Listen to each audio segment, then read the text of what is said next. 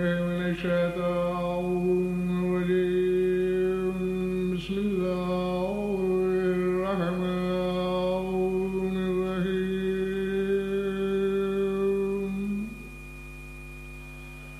الحمد لله والسلام على أهلها وما بعد.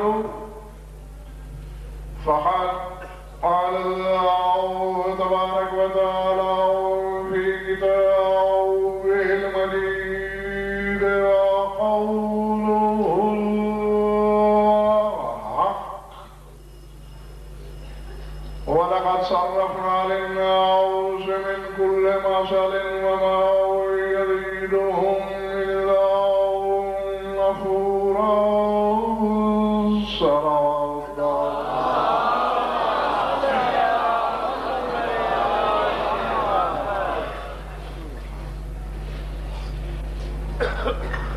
سامعین گرامی، مسلسل بتا رہا ہوں کہ ذات واجب نے اپنی مقدس کتاب میں ہر مسئل کو بار بار دوہرا کر بیان فرمایا تاکہ لوگ نصیحت حاصل کریں، لیکن اکثریت نے نصیحت کے بجائے نفرت ظاہر کی۔ گھبرا تو نہیں رہے ہو؟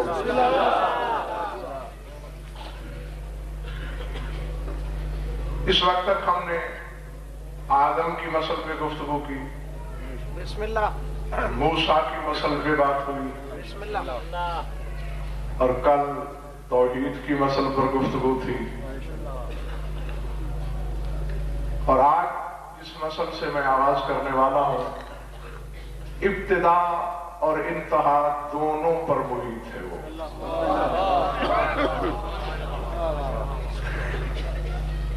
سورہ آل عمران ہے، ارشاد ہو رہا ہے اِنَّ مَثَلَ عِیسیٰ عِندَ اللَّہِ كَمَثَلِ آدَمَ خَلَقَهُ مِن تُرَابٍ ثُمَّ قَالَ لَهُ كُن فَيَكُونُ۔ فرمایا اللہ کے نزدیک عیسیٰ کی مثل وہی ہے جو آدم کی مثل ہے۔ آغاز تخلیق بشریت کا نام آدم ہے، بے شک، اور جزوی نبوتوں کے خاتمے کا نام عیسیٰ ہے۔ بے شک، دونوں نام لے کر خدا نے بات کو سمیٹ لیا ہے۔ اِنَّ مَثَلَ عِیسیٰ عِندَ اللَّہِ كَمَثَلِ آدَمَ، عیسیٰ کی مثل آدم جیسی، خَلَقَهُ مِن تُرَابٍ، اسے اللہ نے تراب سے خلق کیا۔ بہت سی باتیں ہوتی ہیں جو صرف سامعین کی عدم توجہی کا شکار ہو جاتی ہیں، حالانکہ جب آدم کو خلق کر رہا تھا خدا تو اس وقت بات کی تھی انی خالق بشرا من طین، میں تین سے بشر بنانے والا ہوں۔ یہ اور بات ہے کہ تین بھی مٹی کو کہتے ہیں، تراب بھی مٹی کو کہتے ہیں، لیکن آپ کو ایک فرق نظر آ رہا ہوگا۔ آدم کے لیے لفظ تین بولا تھا، عیسیٰ کے لیے لفظ تراب بولا ہے۔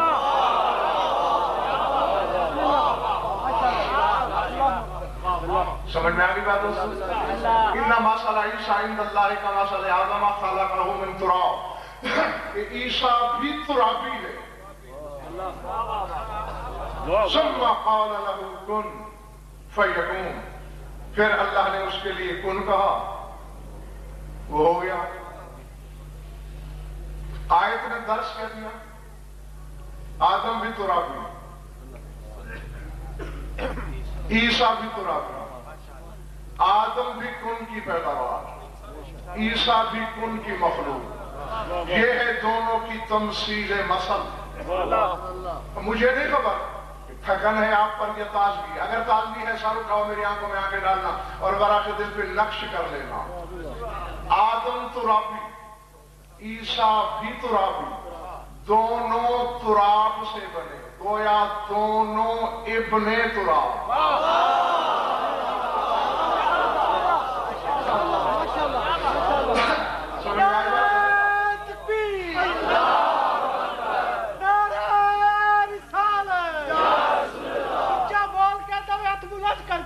مقصر دا سر کھول کے نعرہ حیدری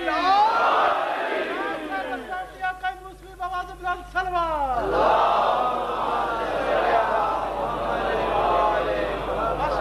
بسم اللہ. اور فرمایا سامنے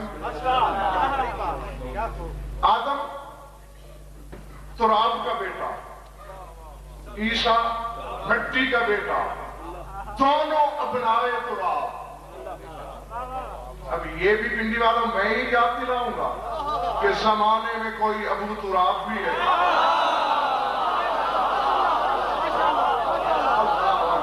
نہیں، بڑی نوازش، بڑی داد دی آپ نے، بڑی توجہ، بڑی محبت کا مظاہرہ کیا، لیکن جو دعوت فکر جس روش ادراک پہ میں چلانا چاہتا ہوں وہاں ذرا چل کے میرا ساتھ دو نا. عیسیٰ ابن تراب، آدم ابن تراب، علی ابو تراب. تو تیرے باپ آدم کی مجال نہیں کہ علی کی آنکھوں میں آنکھیں ڈال کے کہہ سکے میں تم جیسا. علی کہہ سکتا ہے چپ تو میرے بیٹے کا بیٹا ہے.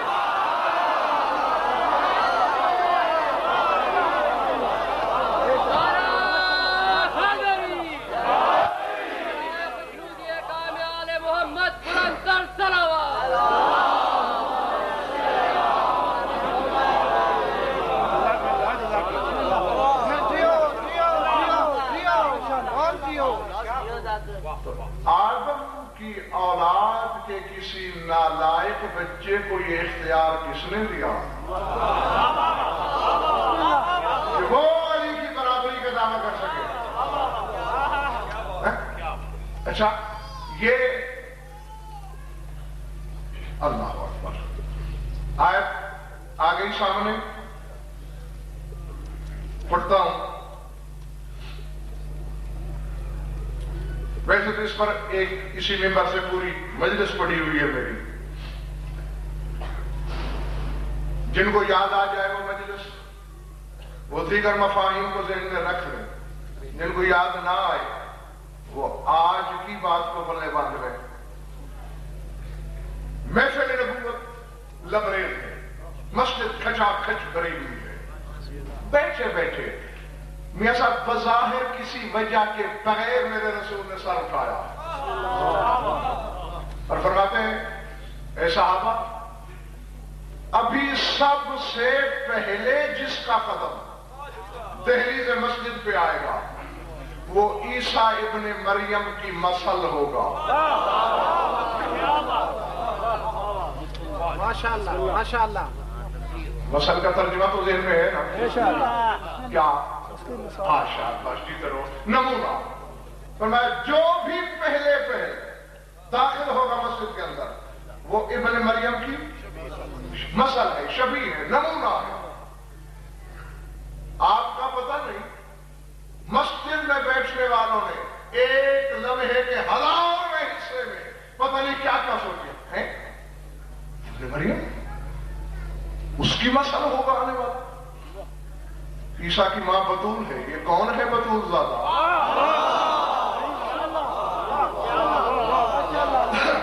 عیسیٰ نطفے سے پاک ہے. یہ کون ہے آج مدینے کی سرزمین پہ رہنے والا جو نطفے سے نہیں؟ عیسیٰ امر اللہ ہے. یہ کون ہے امر اللہ؟ عیسیٰ کلمت اللہ ہے. یہ کون ہوگا کلمت اللہ؟ عیسیٰ کو لوگوں نے خدا کہا. یہ کون ہے جس پر اللہ ہونے کا شک؟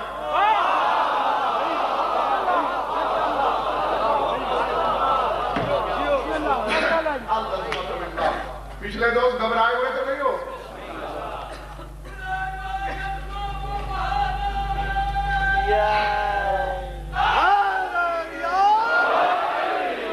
ماشاءاللہ ماشاءاللہ.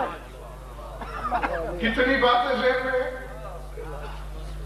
جو مسل ہے عیسیٰ کی اس کی ماں کو بطول ہونا چاہیے، وہ نطفے سے بے نیاز ہونا چاہیے، وہ امر الہی ہونا چاہیے۔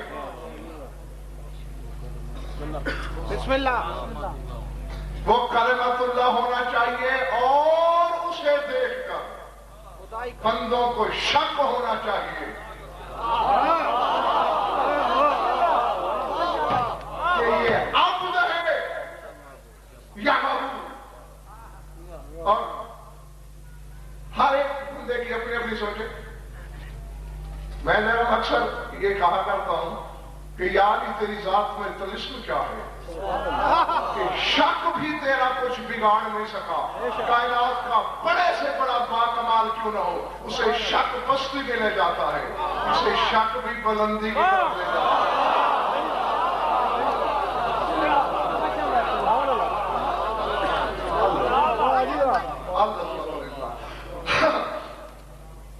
بہت بڑے انعامات تھے۔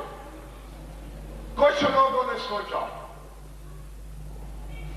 بلکہ تفاسیر میں کچھ نے دعا کی اللہ کرے آنے والا کوئی ہمارا لگتا ہو، اور کچھ نے یہ سوچا کہ کیوں نہ میں خود اٹھ کے جلدی جلدی مسجد سے باہر چلا جاؤں اور فوراً پلٹ کے خود آ جاؤں۔ بشریت کی کیا کیا تماشے دکھاتی ہے۔ ابھی بس اٹھنے کا سوچ ہی رہے تھے، لفظ یہ ہے اذا امیر المومنین قدم المسجد،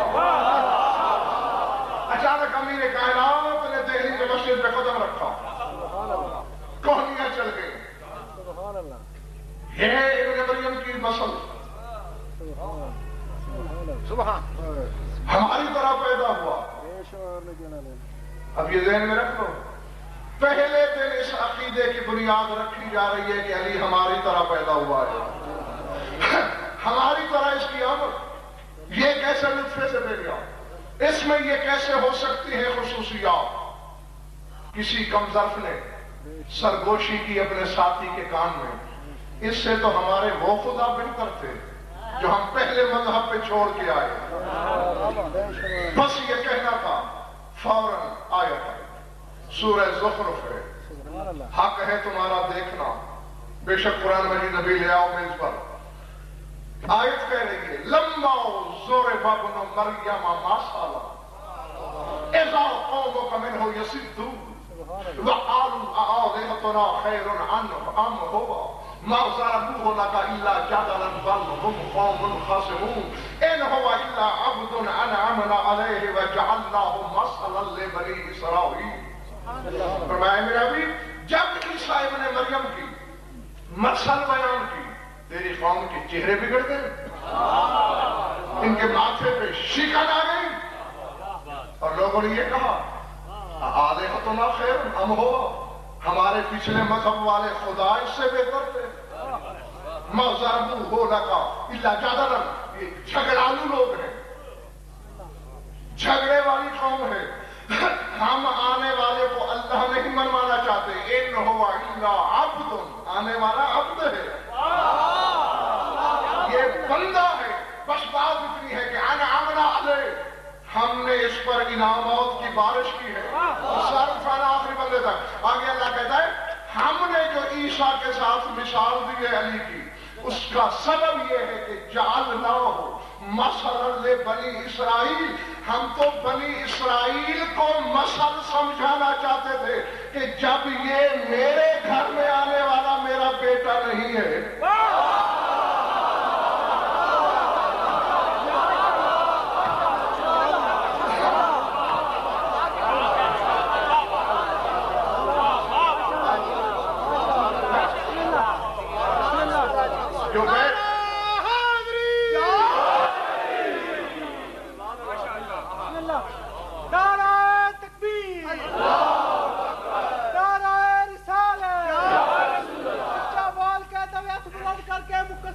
کھول کے نعرہ ہے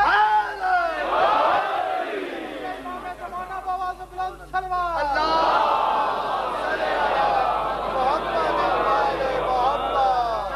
گھبرائے تو نہیں، ہم تو بنی اسرائیل کو سمجھانا چاہتے تھے کہ جسے میں نے اپنے گھر میں اتارا، جب وہ میرا بیٹا نہیں، عیسیٰ کیسے؟ کوئی دوسرا کیسے؟ اچھا یہ بھی بتاتا چلو راز کی بات ہے، پہلی بار علی کے لیے یہ لفظ نہیں بولے نصیری نے، اس سے پہلے بھی بندے کی ذات میں شک ہوئے، دو مثالیں قرآن میں موجود ہیں پہلے، لیکن آپ کو ایک واضح فرق نظر آئے گا۔ مجھے نہیں خبر کہ کس کا ظرف کتنا ہے، کون فتویٰ اچھالے گا مجھ پر، پر یہ تو جانتے ہو فتووں سے ڈرنے والی آفت کا نام غضن پر نہیں، فتویٰ پر رفو میں فتوے کو خاطر میں نہیں لاتا، کسی کے باپ کا نوکر نہیں، کسی کا دیا نہیں کھاتا، حقیقت ہے ایک اور ایک اگر دو ہے تو پھر دو ہے، دو جمع دو اگر چار ہے تو پھر چار ہے۔ صرف عزیر کے لیے بھی یہ لفظ بولے گئے، عیسیٰ کے لیے بھی یہ جملے بولے گئے، لیکن میاں صاحب ایک بنیادی فرق نظر آتا ہے، سورہ توبہ ہے، پڑھ لو قرآن، اللہ کہہ رہا ہے قالت الیہود عزیر ابن اللہ، یہودیوں نے کہا عزیر اللہ کا بیٹا ہے۔ خدا کے لیے بات سمجھنے کی کوشش کر رہا ہوں۔ ساتھ ہی آیت کا اگلا حصہ وقالت النصارى المسیح ابن اللہ، اور نصارہ نے کہا کہ مسیح یعنی عیسیٰ اللہ کا بیٹا ہے۔ میں نے بات کہی تھی اور آپ کے سروں سے گزر گئی، بڑھایا گیا عزیر کو بھی، بڑھایا گیا عیسیٰ کو بھی، یقیناً امتیاز شاہی بڑھایا گیا علی کو بھی، لیکن تمہیں پنڈی والوں فرق نظر نہیں آ رہا؟ عزیر کو اللہ نہیں کہا ابن اللہ، عیسیٰ کو اللہ نہیں کہا ابن اللہ، چکر کیا ہے؟ علی کو ابن اللہ نہیں اللہ کہا۔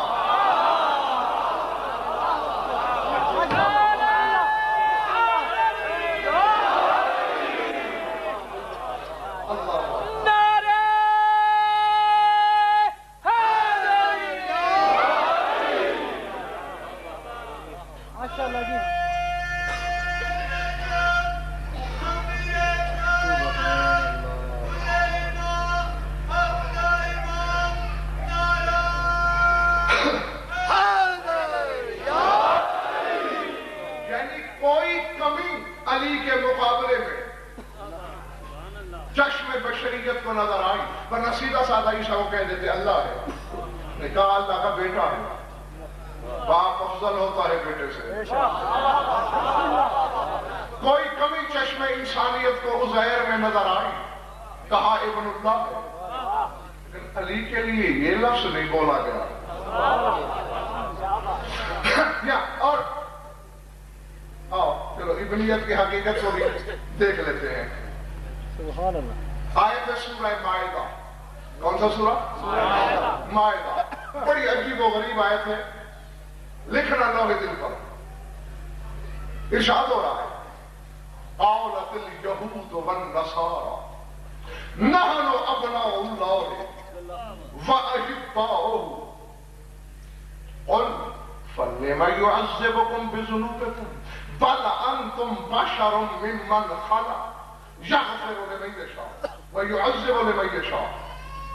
اللہ کہتے ہیں نصارہ اور یہودی دونوں کہہ رہے ہیں نحن ابناء اللہ واحباؤہ، ہم فرزندان توحید ہیں اور ہم اللہ کے محبوب ہیں۔ کہتے ہو تو چھوڑ دو،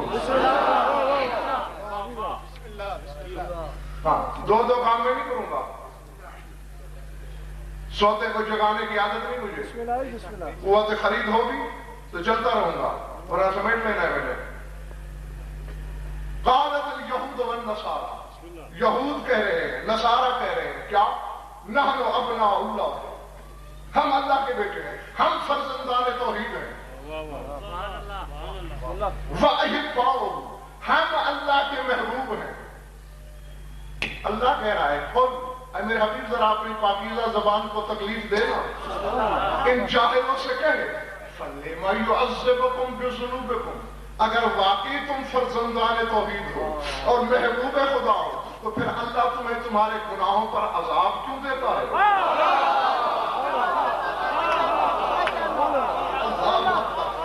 نہیں ذرا چاہتے ایک منٹ مجھے آیت کا ترجمہ پہلے پورا کرنا دے۔ اگر تم فرزندان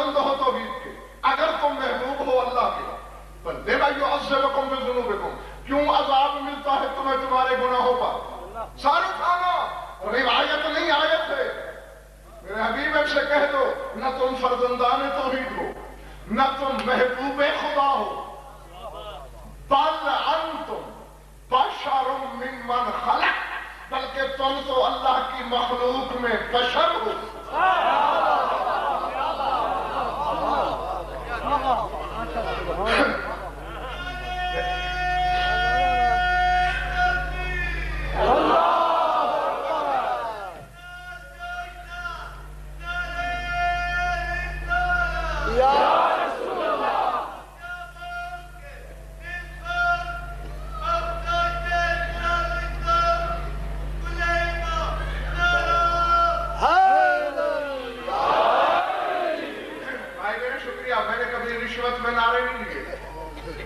جو انصاف کرنا چاہ رہا ہوں اسے وصول کرو، بات کو سمجھنے کی کوشش کرو۔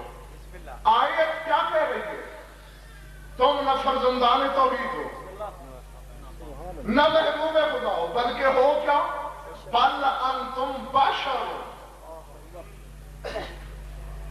لاؤ قرآن، فیصلہ کرو میدان میں جھوٹا ہو جاؤں میری زبان یہی کاٹ لو، ورنہ عقیدے کا قبلہ درست کرو۔ اللہ کہہ رہا ہے تم تو بشر ہو۔ آیت نے کوئی درس نہیں کیا آپ کو، معلوم یہ ہوا اگر محبوب خدا ہوتے تو بشر نہ ہوتے۔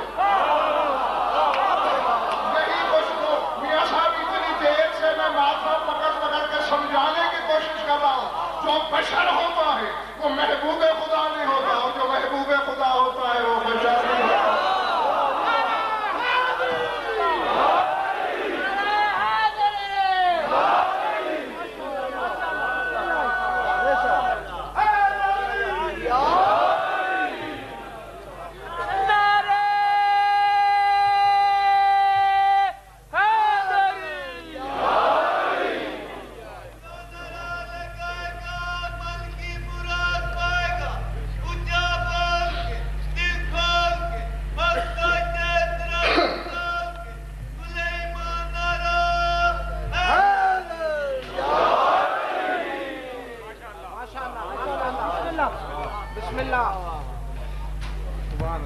ارادے کیا ہے؟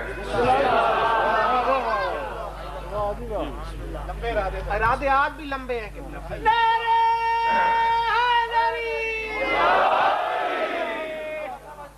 میں تو عام دنیاوی بشر ہوں، دلیل تو اللہ بھی چاہتا ہے۔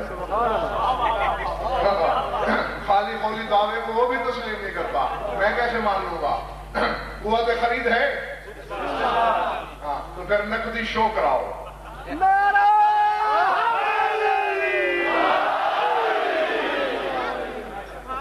نہ تم فرزندان توحید ہو، نہ ہی تم محبوب خدا ہو، بل انتم بشر، تم تو بشر ہو۔ تو معلوم ہوا جو محبوب خدا ہوگا وہ بشر نہیں ہوگا۔ پھر یا رسول کو محبوب خدا کہنا چھوڑ دو۔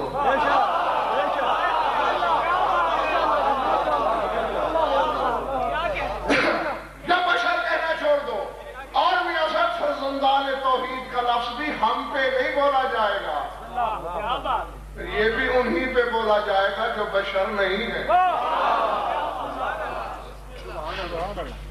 جی ہاں، اور دیکھو یہ جو عیسیٰ کی مثل اللہ کے ساتھ بیان کی جا رہی ہے، خبردار اس سے یہ نہ سمجھ لینا کہ عیسیٰ اور علی ایک جیسے ہو گئے۔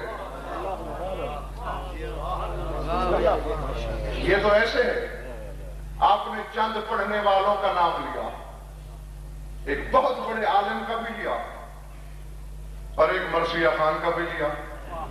پڑھنے والا عالم بھی ہے، پڑھنے والا مرثیہ خان بھی، لیکن دونوں کا مقام ایک نہیں۔ یہ تو ایک نسبت ہے کہ جس نے نام مشترک کر دیا۔ تو اللہ تو سمجھانا چاہ رہا ہے بنی اسرائیل کے جہلاء کو کہ اس مسئلہ کو دیکھو، جب یہ اللہ نہیں، ابن اللہ نہیں، وہ کیسے ہو سکتا ہے؟ اور ویسے بھی یہ بچے بھی سمجھ سکتے ہیں، ایک بندہ اپنے ہر مسئلے میں میرے بیٹے کا محتاج ہو اور تم کہو یہ غضن فر کے برابر ہے، تو اس سے بڑا ظلم کوئی نہیں ہو سکتا۔ میرا بیٹا میرے برابر نہیں اور وہ اس کا محتاج۔ تم نے عیسیٰ کا سر علی کے بیٹے کے قدموں میں نہیں دیکھا؟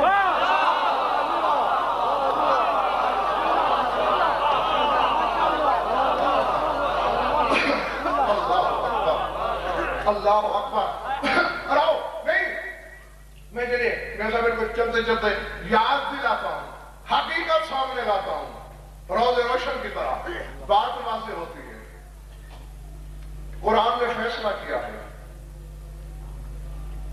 لَتَرْكَبُنَّ طَبَقًا عَنْ طَبَقٍ، اللہ فرماتے ہیں تم ایک طبق کے بعد دوسرے تک ضرور پہنچو گے۔ قرآن کے مالک سے، وارث سے، مصدر قرآن سے پوچھا گیا تھا کہ اس کا مقصد کیا ہے؟ رسول نے مسکرا کے فرمایا تھا یکون فیکم من کان فی سنن الاولین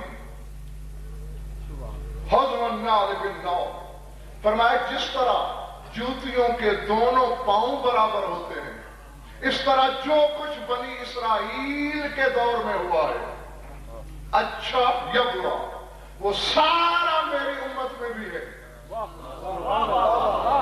جو اچھی باتیں ہوئی وہ بھی میری امت میں، جو بری باتیں ہوئی وہ بھی میری امت میں۔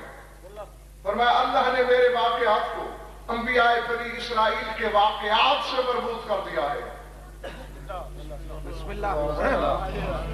اسی لیے سورہ مزمل میں کما ارسلنا الی فرعون رسولا، تمہاری طرف بھی ایسے ہی رسول بھیجا گیا ہے جیسے فرعون کی طرف بھیجا گیا تھا، یعنی مقام ایک نہیں، حالات و واقعات ایک ہیں۔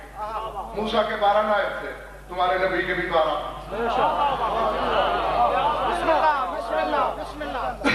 موسیٰ کی امت کا ایک فرقہ ناجی تھا، تمہارے نبی کی امت کا بھی ایک ناجی۔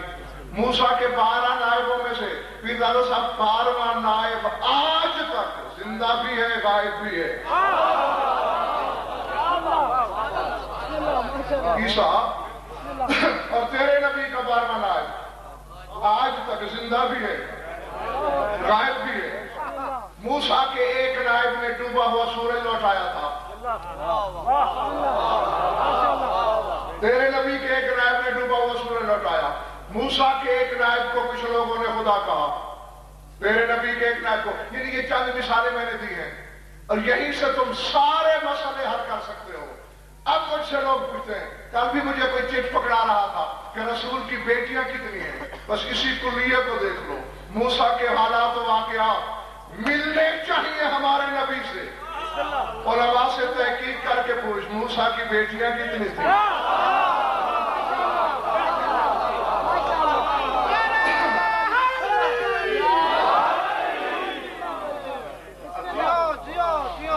موسیٰ کی ایک بیٹی سر کھول کے دویت بلند کر کے نعرہ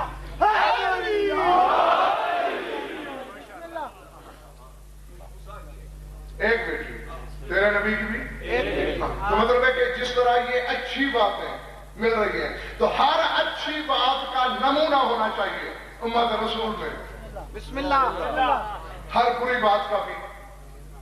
ہاں تو میں دعوت فکر یہ دے رہا ہوں کہ موسیٰ کے نائبین میں ایک مثال ہے، بنی اسرائیل کے واقعات میں ایک مثال ہے بغیر باپ اور نطفے کے پیدا ہونے کی۔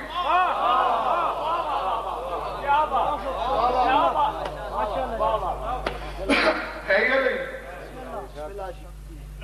تو ادھر بھی ہونی چاہیے، نہ ہو ادھر آیت غلط ادھر حدیث غلط، تو پھر پوچھو علماء سے۔ اگر مولوی تحقیق نہ کرے، نہ اس میں غزل فرق ذمہ دار، نہ حقائق مجرم، حقیقتیں تو اپنے مقام پر موجود ہیں۔ میں نے ڈھونڈ لی ہے مثال، میں پیش کر رہا ہوں اور میں سپیکر پہ سٹیج کی بلندی پہ ہزاروں کی آنکھوں میں آنکھیں ڈال کے ببانگے دہل ڈنکے کی چوٹ پر بلا خوف تردید اعلان کر رہا ہوں، یا دوسری مثال دکھائیں، میں معافی بھی مانگوں گا اور اپنی بات بھی واپس لے لوں گا، اور نہیں دکھا سکتے پھر گردن پہ پاؤں رکھ کے ان کے باپ سے بھی منواؤں گا کہ یہ مثال ہے عیسیٰ کی طرح بغیر لطفے کے پیدا ہونے کی. سر اٹھاؤ. میری ذمہ داری جیسا کہ جانتے ہو صرف انشاء اللہ قرات عبارت ترجمہ اور حوالہ. ہدایت میرے گھر نہیں تقسیم ہوتی, وہ جہاں بڑھتی ہے وہیں سے مانگ لینا. میاں صاحب جو بھی تاریخ پڑھی جائے علی کے بیٹوں کی ساتھ نام لکھا ہوا ہوگا حسن ابن علی, حسین ابن علی, عباس ابن علی, جعفر ابن علی, عون ابن علی, عبداللہ ابن علی, جعفر ابن علی, یحییٰ ابن علی. سمجھ آ رہی بات؟ ایک نام پہ آ کے یہ رواج بدل جاتا ہے. محمد ابن حنفیہ.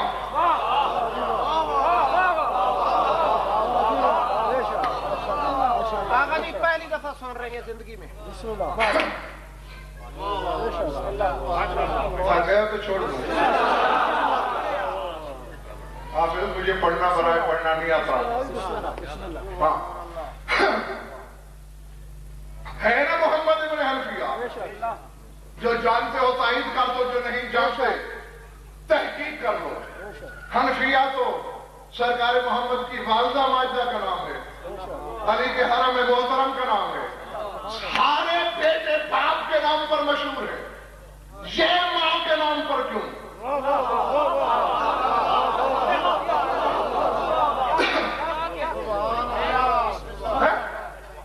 نہیں تم تھکے ہوئے ہو.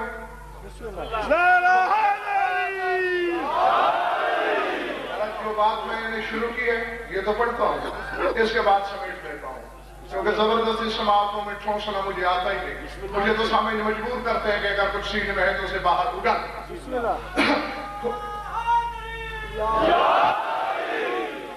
کھوٹا نہیں بیچتا ہوں کہ گاہک کی منت کروں. سبحان اللہ, سبحان اللہ. خراب بیچتا ہوں اور الحمدللہ علی کی جوتیوں کا شرف ہے.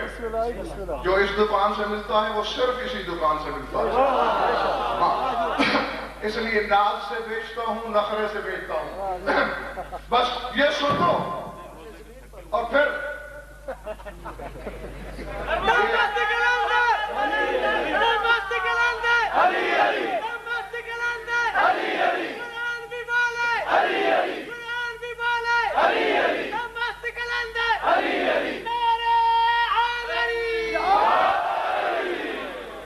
پیرزادہ صاحب کہہ رہے ہیں کہ روزے کے تھکے ہوئے ہیں اور میں روز کا تھکا ہوا ہوں.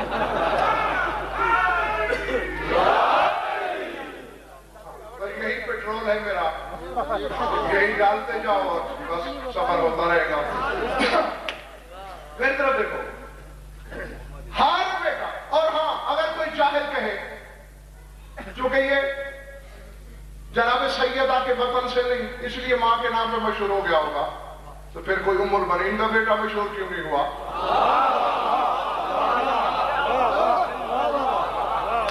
پھر جعفر بن اسما بنت امیس مشہور کیوں نہیں ہوا؟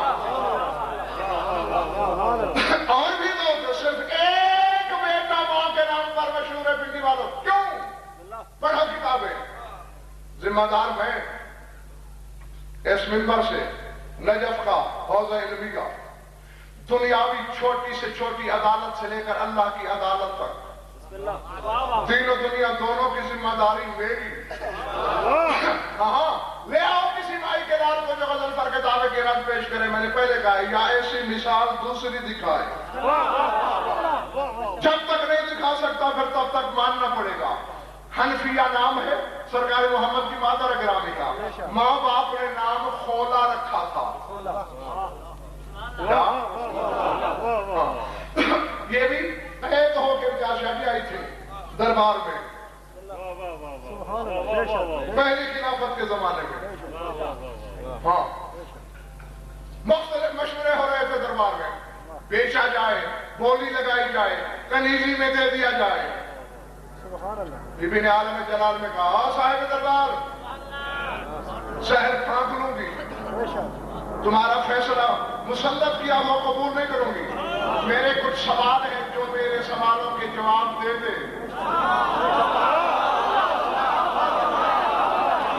اس کی کنیزی میں آنے کو شرف بندگی سمجھوں گی.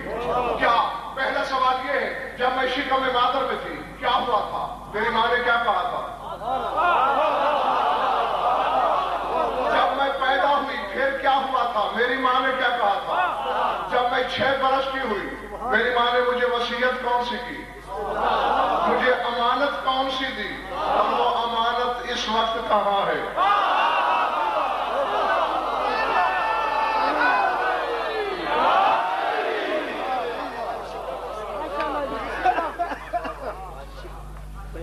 سردار میں آوازیں آئی جس طرح آج کل آتی ہیں، لا یعلم الغیب الا اللہ، غیب اللہ کے سوا کوئی نہیں جانتا، یہ تو غیب کی باتیں ہیں۔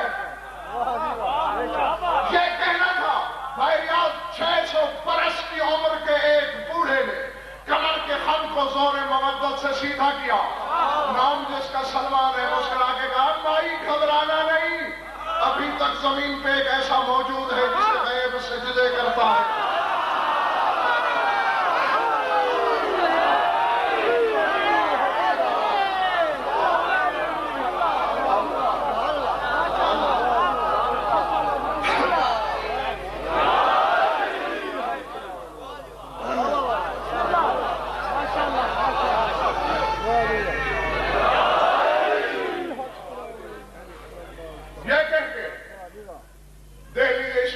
چلے سلمان اللہ صاحب یہی لفظ دے کے میرے کتابوں میں میرا مولا راستے میں چلتے ہوئے امامہ باندھتے ہوئے آ رہا ہے جی، بڑی تیز قدمی سے دستار بھی باندھ رہے ہیں، چل بھی رہے ہیں۔ سلمان نے کہا یہ ہمارا یائنہ تذہب، مولا کہاں کا ارادہ ہے؟ مسکرا کے فرمایا مشکل نے مشکل کشا کو پکارا نہیں،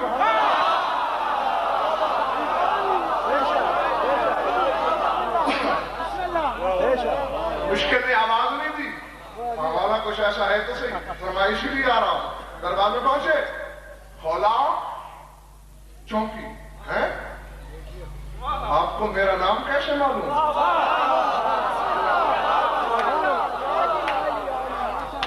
فرمایا ہمیں معلوم کہ لفظ سے پہلے سب کچھ معلوم۔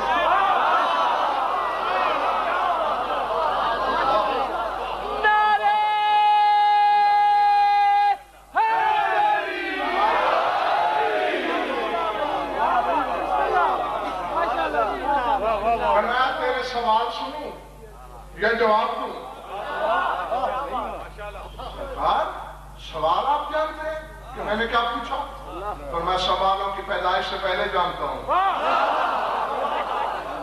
تو پھر ٹھیک ہے، سوال بھی بتائیے، جواب بھی۔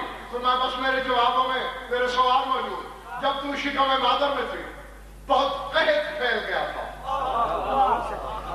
زمین پہ ایک سبز تنکا نظر نہیں آتا تھا۔ ایک دن تیری ماں نے بیٹھے بیٹھے کہا کیا منحوس بچہ ہے، جب سے میرے شکم میں آیا ہے گھر میں بھوک ہی بھوک ہے، ایک ایک دانے کو ترس گئے۔ اچانک حاطف غیبی نے آواز دے کے ڈانٹ کے کہا تھا خبردار سانے گستاخ، لفظ واپس لے، تمہیں معلوم نہیں تیرے شکم میں آخری نبی کے وسیع کا حرم موجود ہے؟